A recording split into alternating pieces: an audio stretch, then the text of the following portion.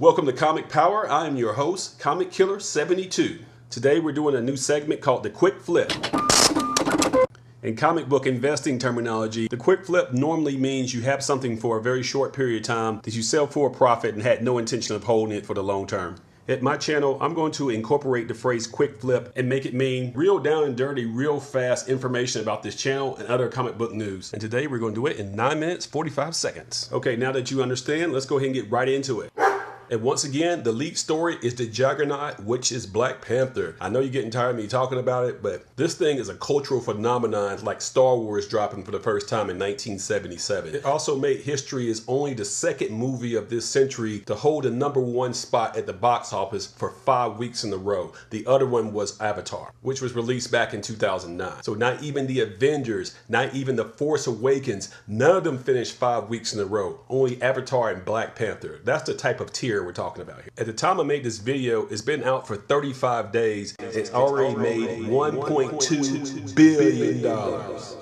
So it has a legitimate chance of besting the Avengers at 1.5 billion, which is just insane to think about. No one could ever have predicted this. Remember, this movie on its opening weekend made $202 million. The Avengers made $207 million. However, if you count the President's Day extended holiday to Monday, it made $235 million. My original prediction for Black Panther was 1.1 billion for its whole run. I think it's going to finish around 1.7 now. At this point, Black Panther is like Biff on Back to the Future or Devo on Friday, this out taking everyone's lunch money from other movies. Let's look at all of the movies that got crushed in its wake. And to illustrate it, I'll be using images from the famous Muhammad Ali and Joe Frazier fights, okay?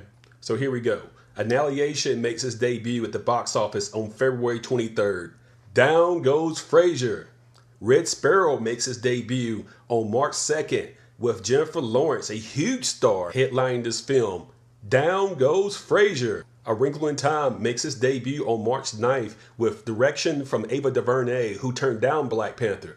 Down goes Frazier. The reboot of Tomb Raider makes its debut on March 16th, starring Alicia Vikander, one of Hollywood's fastest rising female stars.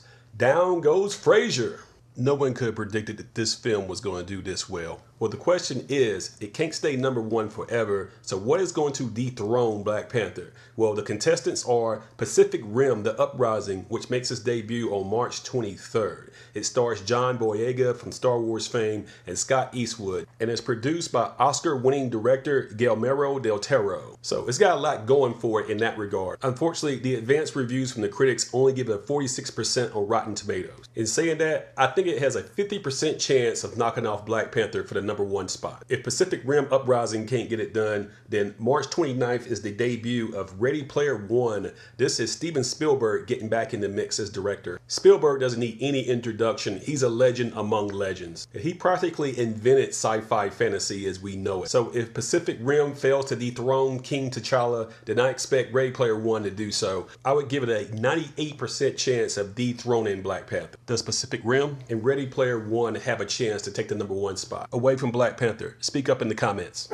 Next up, let me clarify my position on DC. When it comes to the comics, I think DC is kicking Marvel's butt. It's not even close. Rebirth is fantastic. Marvel, in terms of the comics, they're all over the place with their continuity. There's too many stupid variants. There's too many stupid mashups. It's just ridiculous what they're doing right now. DC, with their Rebirth universe, which is overseen by Jeff Johns, is incredibly drawn. It's well written. It's incredibly consistent. Their sub-imprints like Young Animal and Vertigo are top-notch. So in the comics, DC wins easy. But in the movies, it's a whole nother story. I'm just beating a dead horse at this point to explain just how lousy overall the DC movies have been, except for Wonder Woman. There's some ridiculous apologist conspiracies out there. For example, there's some hardcore DC fans that believe that Disney, which is the parent company of Marvel, is somehow rigging RottenTomatoes.com to give bad scores to DC movies to help tank public opinion on them. And not only is this theory wrong, but it's idiotic.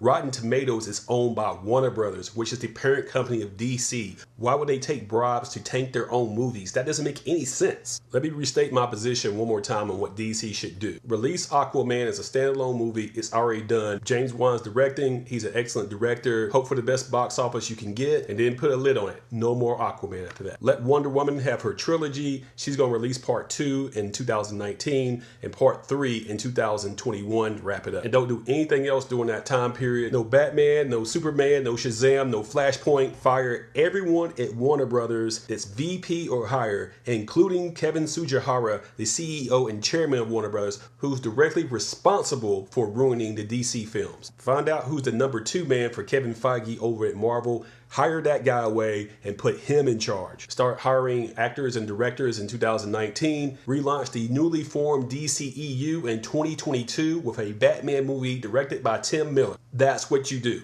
That's how you fix it. Admit defeat, fire everyone, and start over again. And this time, don't worry about what Marvel is doing. Take your time to build your universe correctly. Does everyone agree with that? Sound off in the comment section. So you know what's next. Next up is the speculation pick of the week. And that's going to be Shadowman #1 from Valiant Comics, going into its 4th volume. This character was first introduced in Exo Men of War #4 as Jack Boniface, and he's a saxophone player from New Orleans. But at night, he dons the identity of Shadowman. It's a psychological horror science fiction thriller. The character is heavily influenced by Moon Knight, Batman, and The Crow. So if you're into street level horror comics, then this is for you. Jack becomes Shadowman for the first time back in 1992 in Shadowman #1 Volume 1. He was created by Jim Shooter, Steve Englehart, and Mike Manley. There's been talk of a Shadowman television show, and Hollywood director Reggie Hudlin has expressed interest in directing it. With the success of Black Panther, you should expect to see more black lead characters in superhero projects get made into television shows and movies. As for casting of Shadowman, if I had my pick, it would be Michael Ealy. He's known for edgy characters that have a dark past. In movies like Barbershop, Too Fast, Too Furious, Takers, About Last Night, and most recently, The Perfect Guy, opposite Santa Lathan and Morris Chestnut. Plus, he has these hazel green, grayish looking eyes, which make him perfect for a horror type character. As for the comic, it's going to come with a ton of variants, of course, and one of them is going to be a glow-in-the-dark cover, which some people on eBay are asking for some ridiculous prices for. Another key book to look out for is Shadowman Volume 1, number 8, also from 1992. This is the first appearance of Master Dark, who is his arch enemy. As for the Shadowman reboot, find your favorite cover and pick this up. The runner-up for this week is Cyberforce #1 from Image Comics, and this too is a reboot. The original Cyberforce was created, written, and drawn by Mark Silvestri. He's one of the 7 founders of Image Comics back in 1992. He's also the co-creator of Witchblade, which made its way to television in the early 2000s. His fellow Image Comics founder Rob Liefeld has had his Extreme Studios bought out by Netflix. And his best known project is Youngblood, which was actually Image's first release in 1992. So if Liefeld's Extreme can make its way to Netflix, don't you think another Image studio could do so as well? Well, Silvestri is the owner of Top Cow Productions, so it makes sense that Netflix may be looking at his Cyberforce and other projects he has at his studio. The 1990s continuity of these characters would be way too campy, so they would probably do something based on the 2018 version. So be sure to pick this up.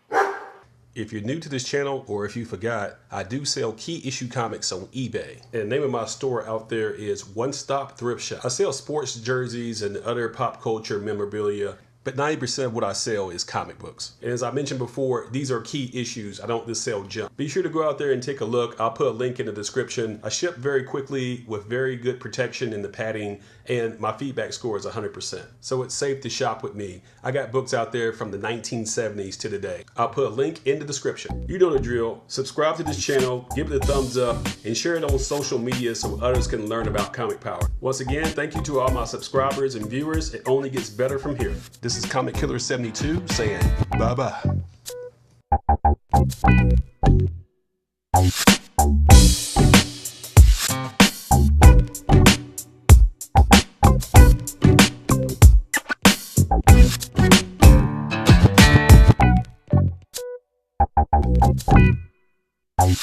Bye.